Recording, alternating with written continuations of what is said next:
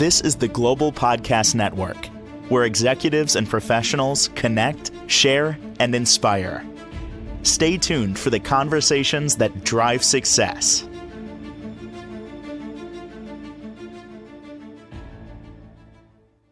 I'm actually thinking about what we're going to talk about today and putting it into perspective, putting into different scenarios, and just processing it. Faith and trust.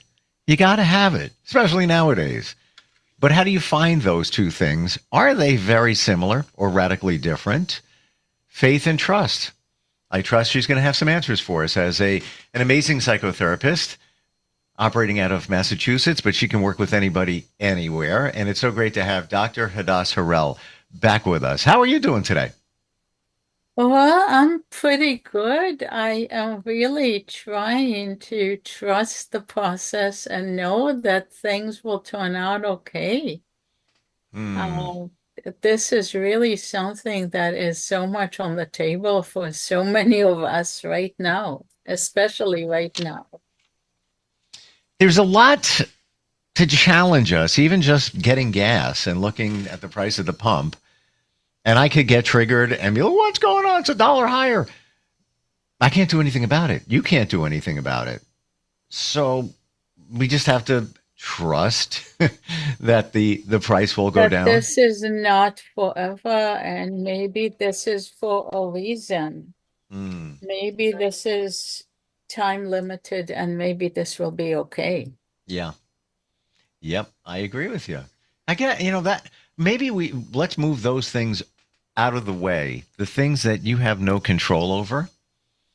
So don't let them challenge you. What are you going to do about something that you cannot control? Are you going to ruin your life flipping out over it, or are you going to let it be for the time being and wait out and see what will happen? Yep. Well, we don't really have a choice there, but there's lots of other things that I guess we need to have faith and trust in. Well, you have a choice. You could drive yourself up the wall in addition to the fact that you're already not doing great with it. So you can make it worse in all kinds of different ways. I mean, we can also do that. Yep. Right? I mean, that's also a possibility. Totally. Is faith and trust the same exact thing?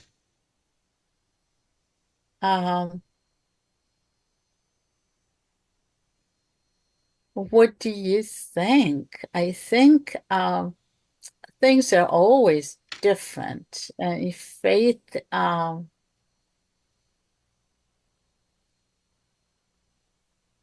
Faith is more complex.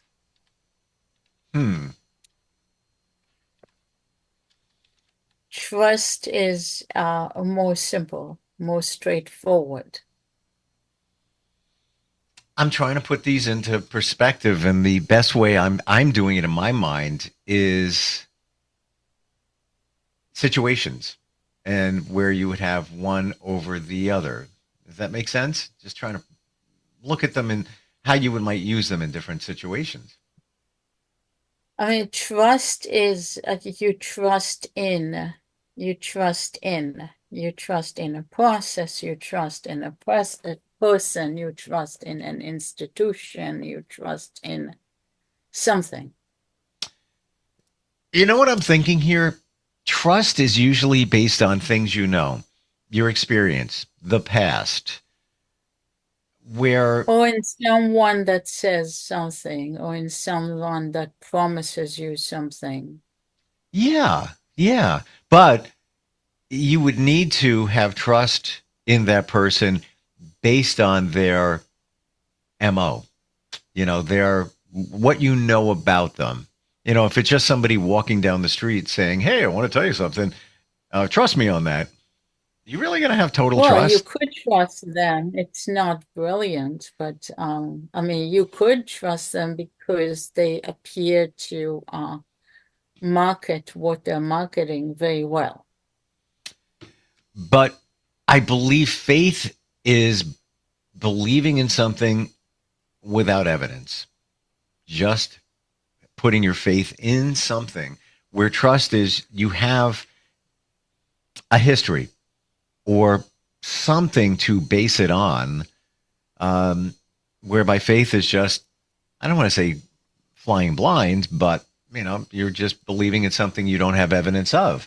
Where does that faith come from? I don't know. I don't know It's how you something find that. larger than yourself, and Mm, faith is a matter of choice. You choose faith. Why do you choose faith? It's something within you that chooses it, that it's a conditioning. mm, And sometimes faith is is a matter of identity. Faith is part of your identity. yeah. You are a person of a particular faith. It's part of your character. It's part of even if it doesn't have to be a religious faith. It can be it's part of your moral structure. Hmm. It definitely comes from within, where I think faith is, even just faith in, well, I guess that's why they call it faith in terms of religion. We're not tying this to religion, but the word faith is always connected with religion. Um, that's it, believing in something you have no evidence of. Something larger than yourself. You Right. choose to be part of something, even if any kind of institution, if you decide that you want to be part of an organization, any kind of an organization. Hmm. So let me throw another word in the mix: faith, trust, intuition. Intuition is a matter of faith. I agree. Yeah. Absolutely, it's a matter of faith. Hmm. Even trusting in yourself is a matter of faith. Well, okay. Trusting in yourself, if we were to pile it on what I'm thinking there's evidence, I'm going to trust in myself because I know I've pulled things Trusting off. your own judgment about people, for example, is a matter of faith. Give an example. Um, for example, a lot of people trust, I mean, I would even go on a limb and say, I really believe my own judgment. I think I can tell when people are good. Um, I am usually not wrong. I usually trust my moral judgment. I usually give people chances when I feel like they should have chances. I Hmm. give people opportunities sometimes.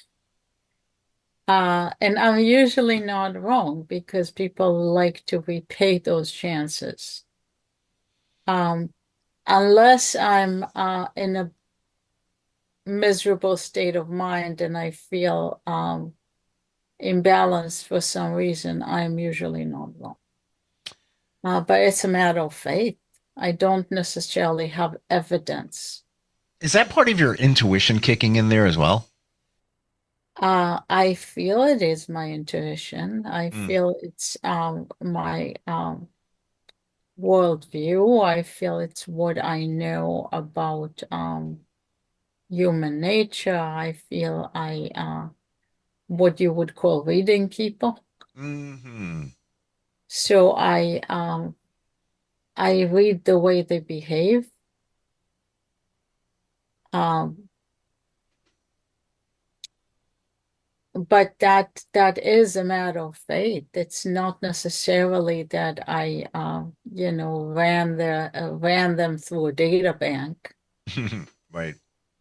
Um, And I haven't investigated them. I just, and I think a lot of us give people chances and we say, oh, what's the worst that would happen? We would lose, we would lose a few dollars. We would not lose enough to make it, we won't lose all our savings, basically.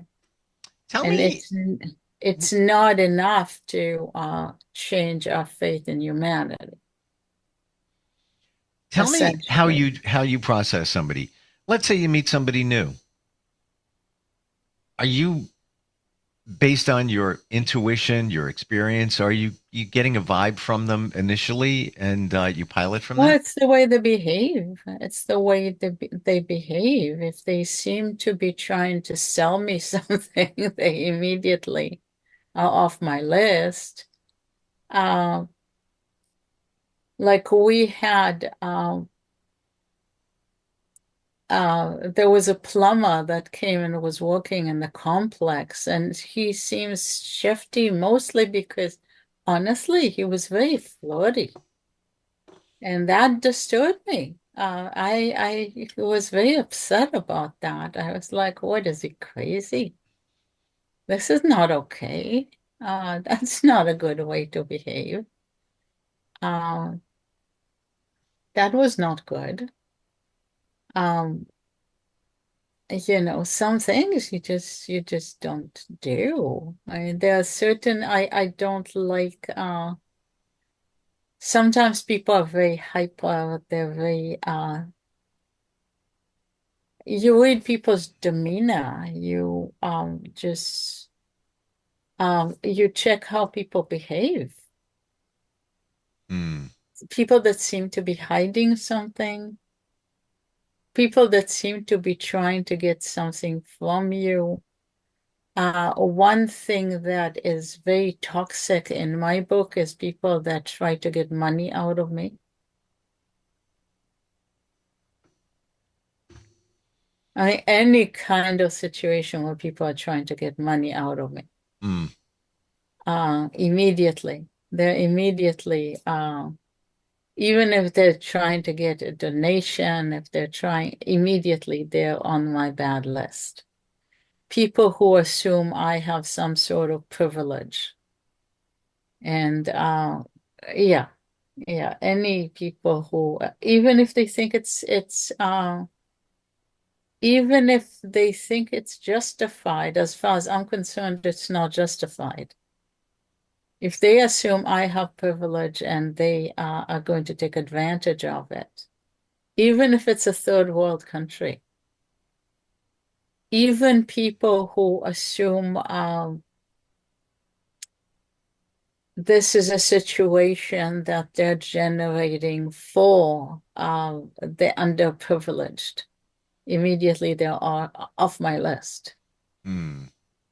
I all my alarm bells go, and those are bad people as far as I'm concerned. They have burned my bridges. It's like, don't come to me with that. Yeah, that's for me, that's toxic. I don't want to ever see them again. And I just say this because I used to be a lot in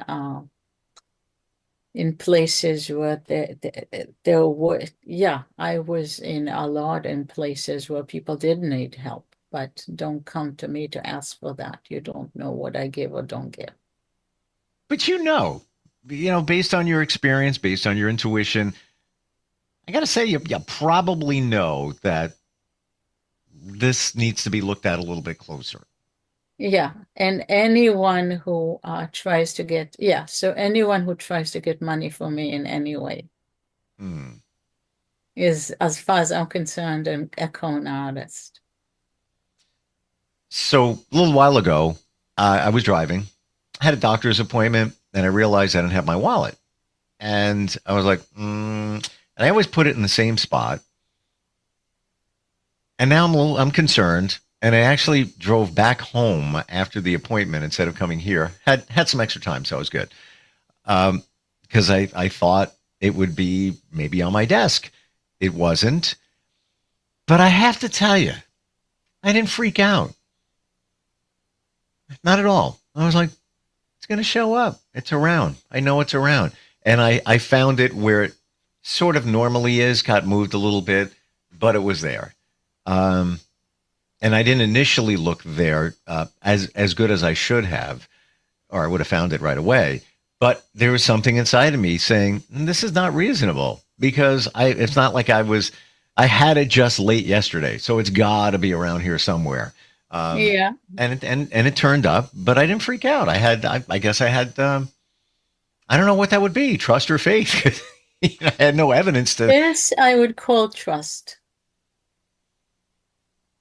because it's a technical thing and it's supposed to be there, and it was there. Trust that we will be, yes, because it was supposed to be there, and and there are certain things that, things in our lives that they're supposed to be collaborating with us. Like sometimes we look at our car is a collaborator. It's supposed to be, our right hand helper. Mm-hmm. We have certain things like when you have tools and you just love them because they're your tools. Just like when certain tools that you have, they're your allies. They're just your things, and you just assume when you reach your hand, they will be there. And you just love them in that way. You just know they will be there, and almost in a magical way where you reach your hand and they will fly into your hand like a magic wand. I know it sounds ridiculous to some. I totally agree with you. And not to go deep into it, but learning what energy can do, and you put the right energy into things, you'll get it back out. So, yeah, here's an example. This happened the other day. I was at the gym, and somebody sent me a text, and it wasn't particularly pleasant. They were making a point, and for a moment I was like, really? You're questioning, my integrity? Come on. No. And it rubbed me the wrong way, but I know my energy was off because of that. I get into my car, I go to start it, it wouldn't start.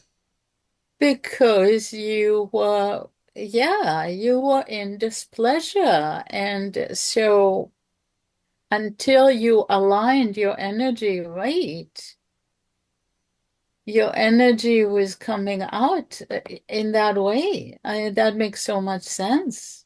I believe it ends. Why didn't it start? I didn't know initially, but it was the battery. What is the battery? Yes. Energy. So I had a battery booster in my trunk. I went and charged that up. A relative gave it to me like 10 years ago, and I've never really used it. And they were a wonderful person. They're not here anymore, but they were wonderful. And I feel that they put the good energy back into the battery, started right up. And there was no reason for that battery to go dead. I believe that maybe one of the headlight settings got switched or whatever. The battery's only a couple of years old. But it was good to get a little boost from someone that had loved you and continues to love you from the other side. Just a little reminder that someone loved you and continues to love you. And just because you had some nastiness from someone on the earth plane, but love continues. I have to agree with you there. And it's funny, when I was charging the battery booster so I could give it a shot on the car. Side note, there were cars next to me. So even though I had jumper cables, I wouldn't be able to jump the car unless it was those two people. Couldn't find them in the gym. They made an announcement. They could. Nobody heard it. Whatever. I knew the battery booster would work.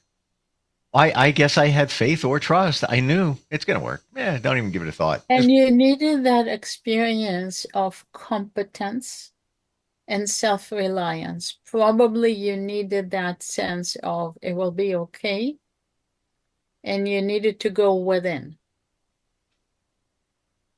Hmm. Sometimes we need that. Sometimes we need to center. We need to go within ourselves, and maybe you needed to just have that memory of somebody that loved you, left you something of value. Hmm. Um, I believe, and I've never thought of that, that they probably wanted me to have that booster because I'll need it someday. And it worked. And it worked And very well. sometimes we have objects, we say, why do we have? I've lately, I mean, this is a little funny, but lately I've been in a lot of places because I say, why do I keep this junk? That I could just put in a dumpster, mostly because it's beautiful. I have a lot of old things that are really, really beautiful, but I need to sort them out because some of them sit in the company of things that are less beautiful. So I Hmm. need to sort them out. But I also have been looking at things that are beautiful and old and like old porcelain and stuff like that, and I'm very tempted to buy it, and I'm stopping myself from buying it because I said I'm not allowed to buy any of it unless it's jewelry, Hmm. and at a great price, unless I organize the other stuff and decide exactly where to put it. But I've had a lot of thoughts about why do we keep these older things that had value to people in the past, but it's some of it is so exquisite. And that sense of continuation, it Hmm. really matters. And it shows us that this civilization really has roots. Hmm. And some of those things, like I bought a cup for $3 and it's all like gold and it has these beautiful flowers on it. And it's just such a thing of beauty. Hmm. And it's like, how can we not keep it? Well, And it doesn't matter the cost of it. Somehow you are connected to it. and some of the things that we have, it's just this sense of continuation that goes through us to people that gave them to us in from previous generations for a reason. And what is left is this love. And someone that loved us gave us something. And it's not maybe useful right now, but it touches you and it just says to you, someone had loved you and they continue to love you now, even though they're not here anymore. Hmm.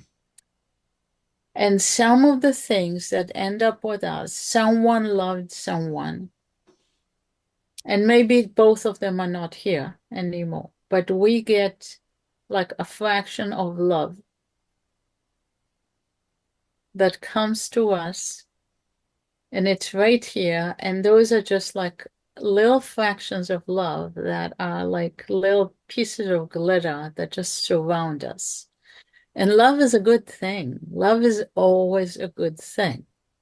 And the more love is in this universe, the more love surrounds us, and the more love we scatter around, the better. And the more love we speak about, the better. It benefits everyone. And we have to remember that. Hmm. Well, I pilot, and I've shared this with you before, but I'm going to bring it up again because it also ties into the trust and faith. Love everyone, trust few. Sorry, that's what I learned in my journey. And do the right thing for all. We can love everyone in many different ways. Say hi to somebody. You sent them a little bit of love. Say hi to, if you're walking down the street, be friendly. You don't know who they are, but you sent some kind of positive, small token of love just by doing that. You might have changed their day too. How do we connect with you, Hadass? What's the best way? Well, I will give my number, which is